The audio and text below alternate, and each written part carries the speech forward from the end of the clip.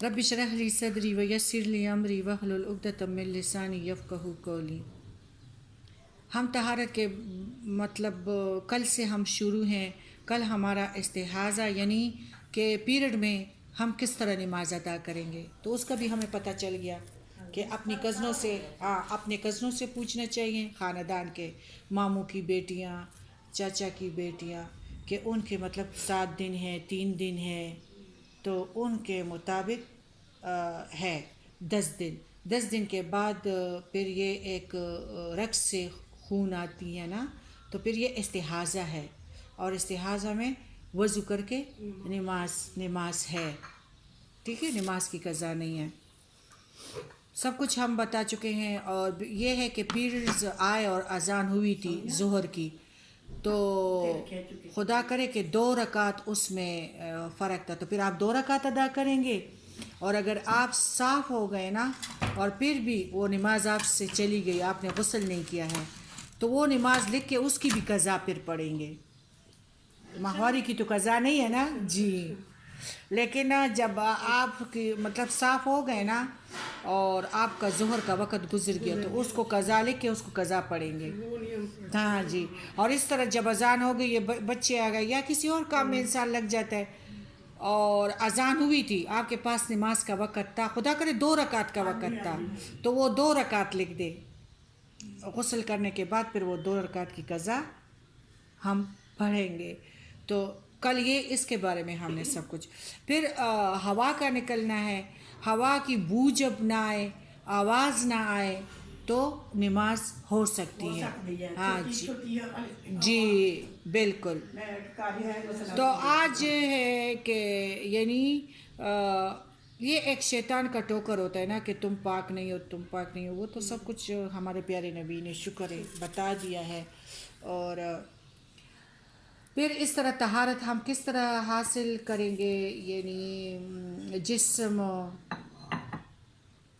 اور روح و نفس و لباس اور ذہن کی طہارت۔ تو ہمیں دل میں وسوسے تو وہ ڈالتا رہے گا جو ہمارا سب سے دشمن ہے بڑا، شیطان، کہ پاک نہیں ہو، لیکن نہ، جو کچھ پیارے نبی کا آرڈر ہے، اللہ نے جو حکم دیا ہے، ہم پاک ہیں۔ دین اسلام کا سب سے پہلا سبق جو ہے نا وہ طہارت ہے، اور طہارت کے مسائل جو لکھے گئے ہیں، جب کوئی غیر مسلم دائرہ اسلام میں داخل ہوتا ہے تو سب سے پہلے اسے غسل کر کے طہارت حاصل کرنا پڑتی ہیں، اس کے بعد کلمہ شہادت کا اقرار کر کے وہ مسلمان ہو جاتا ہے۔ ہمارے پیارے نبی کریم صلی اللہ علیہ وآلہ وسلم پر جب دوسری مرتبہ وحی نازل ہوئی تو آپ کو نبوت کی باری ذمہ داریاں پوری کرنے کے لیے جو ہدایات دی گئی ان سے ایک یہ تھی۔ سورہ مدثر میں ہے کہ اے نبی، اپنے کپڑے پاک صاف رکھیے اور گندگی سے دور رہیے۔ دین اسلام کی تمام تر عبادات کا انحصار طہارت اور پاکیزگی پر ہے۔ روح کا تزکیہ، لباس اور جسم کی طہارت کا لازم و ملزوم ہے۔ ہمارے پیارے نبی کریم صلی اللہ علیہ وسلم نے نہ صرف خود بلکہ دوسروں کو بھی پاک صاف رہنے کا مطلب حکم دیا ہے، اور خود بھی پاکیزگی کا اعلیٰ نمونہ قائم کر کے دکھایا ہے، بلکہ امت کو بھی پاک صاف رہنے کے لیے نہایت اعلیٰ معیار دیا ہے۔ آج ہم احادیث صحیحہ کی روشنی میں طہارت کے مسائل ہم نے دیکھ بھی لیے ہیں اور دوسرے جاننے کے لیے بیٹھے ہوئے ہیں۔ طہارت نصف ایمان ہے، اگر نصف ایمان کو حاصل کر لیا تو باقی ایمان کو پا لینا بھی آسان ہو جائے گا۔ مسلم۔ اللہ طہارت کے بغیر نماز قبول نہیں فرماتا۔ اللہ تعالیٰ خود فرماتے ہیں کہ میں خوبصورت ہوں اور خوبصورت لوگوں کو پسند کرتا ہوں۔ سج سجا کے جا نماز پہ آنا چاہیے. جب ہم کسی کے صدر کے پاس جائیں گے تو کس طرح؟ اول تو وہ لیٹر ہر کسی کو دکھائیں گے، پھر مارکیٹوں میں جائیں گے، برینڈ لیں گے، بچوں کے لیے کیا کچھ نہیں لیں گے. ایک نماز ہے کہ کپڑے استری ہو یا نہ ہو، جس طرح بھی دوپٹہ ایک جیسا ہو، نہ اللہ تعالیٰ خود فرماتے کہ یعنی خوشبودار اور خوبصورت بن کے آؤ، سج سجا کے صحیح کپڑے پہنو اور نماز کے لیے آؤ. اللہ تعالیٰ کی ملاقات ہے نا. قبر میں زیادہ تر عذاب جو ہے وہ پیشاب کی وجہ سے ملیں گے، لہٰذا اس سے احتیاط کرنا چاہیے. اور اکثر یعنی یہ ٹہنیوں پہ جو چینٹے لگتے ہیں نا، تو اس پہ بہت سارے مردوں کو عذاب شروع ہو جاتا ہے. طاہر اس لیے میں ویسے یہ انگلش کا موڈ کوئی پسند نہیں کرتا، لیکن میں کہتی ہوں اس سے یہ ٹہنے تو بچے رہتے ہیں نا.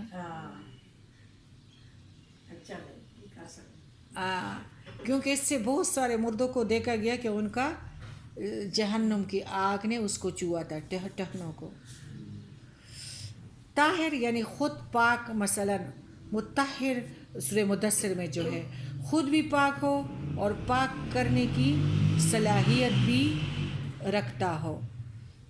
پاک چیزیں پانی کا رنگ یا ذائقہ یا دونوں بدل دے تب بھی پانی پاک ہی رہتا ہے، لیکن اگر زیادہ مقدار میں کوئی چیز گر جائے تو اس سے پاکی حاصل نہیں ہو سکتی. بلی کا جھوٹا پانی ناپاک نہیں ہوتا. کھڑے پانی میں اگر کوئی گندی چیز گر جائے تو وہ ناپاک ہو جاتا ہے. جاری پانی پاک ہی رہتا ہے. وضو کا طریقہ اس طرح ہے کہ ہمارے پیارے نبی کریم صلی اللہ علیہ وآلہ وسلم آدھا سیر پانی سے وضو کیا کرتے تھے. وضو آدھا ایمان ہے. اللہ بے وضو کی نماز قبول نہیں کرتا. نماز کا حصہ ہے، وضو کے بغیر نماز ہی نہیں ہوتی. وضو ہو تو نماز آسان لگتی ہے، اگر نہ ہو تو انسان نہ اس مزے کو سمجھتا ہے اور بھاری بھاری معلوم ہوتی ہے. طبیعت جو ہے نا، وہ نماز کا جو ہلکا پن ہے نا تو وہ محسوس نہیں کرتا. باقی تو تیمم وہ سارے مسائل ہم نے زخموں کو تیمم کا طریقہ سارے تو ہم کل ہم وہ پڑھ چکے ہیں. جنت میں مومن کا زیور جو ہے وہ نور ہے، اور وہ وہاں تک پہنچے گا جہاں تک وضو کا پانی پہنچتا ہے. یعنی ستارے سب کچھ جو ہے ان سے روشنی وضو والوں کے اجزاء ہے. مسنون وضو سے گناہوں کی بخشش ہوتی ہے، صغیرہ گناہوں کی. رسول اللہ صلی اللہ علیہ وآلہ وسلم نے فرمایا، جس وقت بندہ مومن وضو شروع کرتا ہے بغیر پھر کلی کرتا ہے تو اس کے منہ کے گناہ جھڑ جاتے ہیں. پھر ناک جھاڑتا ہے، اس کے ناک کے گناہ نکل جاتے ہیں. پھر جس وقت چہرہ دھوتا ہے تو اس کے چہرے کے گناہ نکل جاتے ہیں، یہاں تک کہ اس کے آنکھوں کی پلکوں کے جو ہے تو وہ بھی گناہ نکل جاتے ہیں. چہرہ دھونے وقت گناہ جو ہے وہ بھی گر جاتے ہیں. داڑھی کے کناروں سے بھی مردوں کے گر جاتے ہیں. اور جب وہ ہاتھ دھوتا ہے تو اس کے یہ ہاتھوں کے گناہ جو ہے وہ صاف ہو جاتے ہیں، یہاں تک کہ دونوں ہاتھوں کے ناخن کے نچلے سے بھی وہ جو میل اور کچیل ہے وہ بھی نکل جاتے ہیں اور ساتھ گناہ بھی ختم ہو جاتے ہیں. پھر جس وقت مسح کرتے ہیں تو اس سے سر کے گناہ ختم ہو جاتے ہیں، یہاں تک کہ کانوں سے بھی گناہ نکل جاتے ہیں. پھر جس وقت پاؤں دھوتا ہے تو اس کے دونوں پاؤں سے گناہ نکل جاتے ہیں، یہاں تک کہ دونوں پاؤں کے ناخنوں کے نچلے حصے سے بھی گناہ نکل جاتے ہیں. پھر جب وہ اپنی نماز نماز پڑھی، اللہ کی تعریف کی اور بزرگی بیان کی اور اپنا دل اللہ کی یاد کے لیے فارغ کیا تو وہ گناہوں سے اس طرح پاک ہو کر لوٹتا ہے جیسے وہ اس دن ہی یعنی ماں کے پیٹ سے پیدا ہوا ہے یا ماں نے اس کو جنا تھا۔ ایک نماز کی ساتھ انسان اتنا صاف ستھرا ہو جاتا ہے۔ اگر ہم کسی مردار بکری کا بچہ تحفتاً کسی کو دیں گے تو کیا کوئی قبول کرے گا؟ اسی طرح روح جو ہے جو ہم بے وضو عبادتیں کرتے ہیں نا تو وہ اسی طرح مردار بکرے کی طرح ہے، اللہ تعالیٰ اس کو قبول نہیں کرتا۔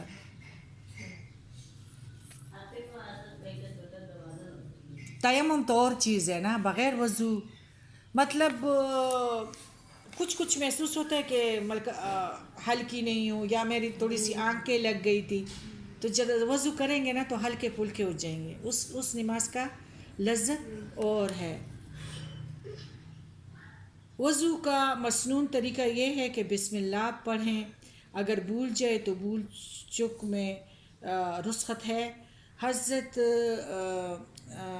حمران رضی اللہ عنہ سے روایت ہے کہ حضرت عثمان نے وضو کے لیے پانی منگوایا، پہلے اپنی ہتھیلیاں 3 مرتبہ دھو لیے، پھر کھلی کی، پھر ناک میں پانی ڈالا، پھر اپنا منہ 3 دفعہ دھو لیا، اس کے بعد اپنا دایاں ہاتھ کہنی تک 3 مرتبہ دھویا، اسی طرح بایاں ہاتھ کہنی تک 3 مرتبہ دھویا، پھر سر کا مسح کیا، مسح کے بعد اپنا دایاں پاؤں ٹہنوں تک 3 مرتبہ دھویا، اسی طرح بایاں پاؤں ٹہنوں تک 3 مرتبہ دھویا، پھر فرمایا میں نے رسول اللہ صلی اللہ علیہ وآلہ وسلم کو اسی طرح وضو کرتے دیکھا ہے۔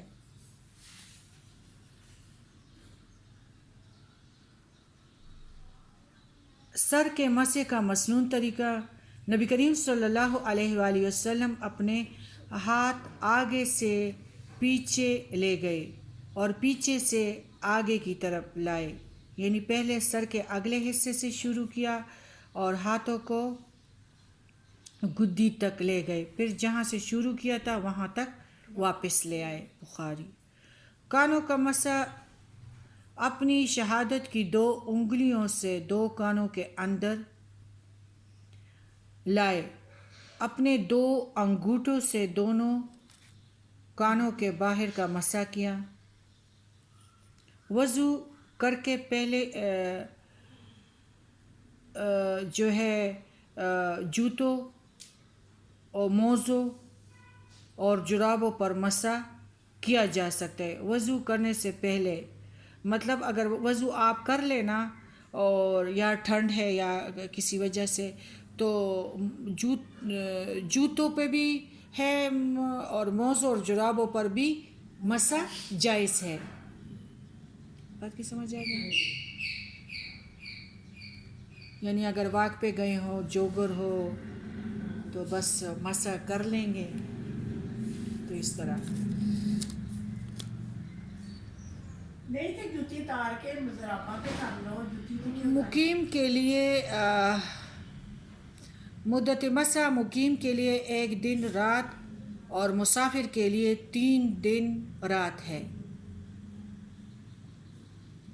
حضرت مغیرہ رضی اللہ تعالیٰ عنہ سے روایت ہے کہ نبی کریم صلی اللہ علیہ وسلم نے وضو کرتے ہوئے پیشانی کے بالوں اور پگڑی اور موزوں پر بھی مسح کیا ہے، یعنی ایسا سکارف ہو نا تو ہم سکارف کے اوپر بھی مسح کر سکتے ہیں، جی پگڑی پہ بھی کیا ہے اور سکارف پہ بھی کر سکتے ہیں۔ نہیں حضور صلی اللہ علیہ وسلم نے کیا ہے نا پگڑی کے اوپر۔ گردن کا مسح سنت سے ثابت نہیں ہے۔ چہرے کا دھونا، بازو کا دھونا، سر کا مسح، پاؤں کا ٹہنوں تک دھونا، یہ وضو کے فرائض میں سے ہے۔ بسم اللہ پڑھنا، مسواک 3 مرتبہ ہاتھوں کا کلائیوں تک دھونا، 3 مرتبہ کلی کرنا، 3 مرتبہ ناک میں پانی دے کر سکنا، ہاتھ اور پاؤں کی انگلیوں کا حلالہ کرنا، داڑھی کا حلالہ کرنا، تمام اعضاء کا 3 مرتبہ دھونا. یعنی ان میں سے پہلے دایاں پھر بایاں ہر حصہ ہے نا، پاؤں دایاں اور تمام اعضاء کو کل کر دھونا.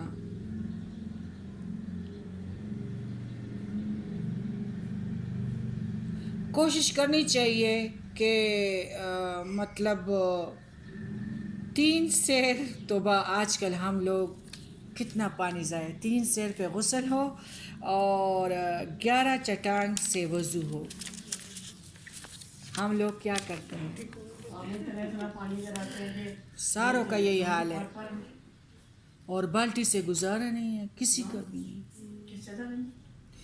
اچھا، غسل جنابت کا طریقہ حضرت میمونہ رضی اللہ تعالیٰ عنہا بیان کرتی ہے کہ نبی کریم صلی اللہ علیہ وآلہ وسلم نے غسل کا ارادہ کیا، فرمایا تو سب سے پہلے دونوں ہاتھ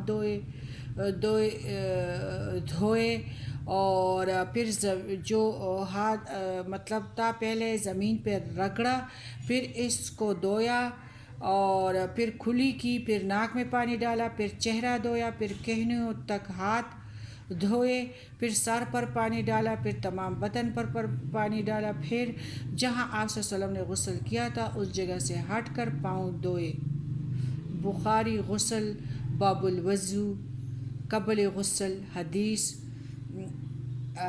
649، وباب الغسل مرۃ الواحدہ حدیث 357، 657، 659، 690،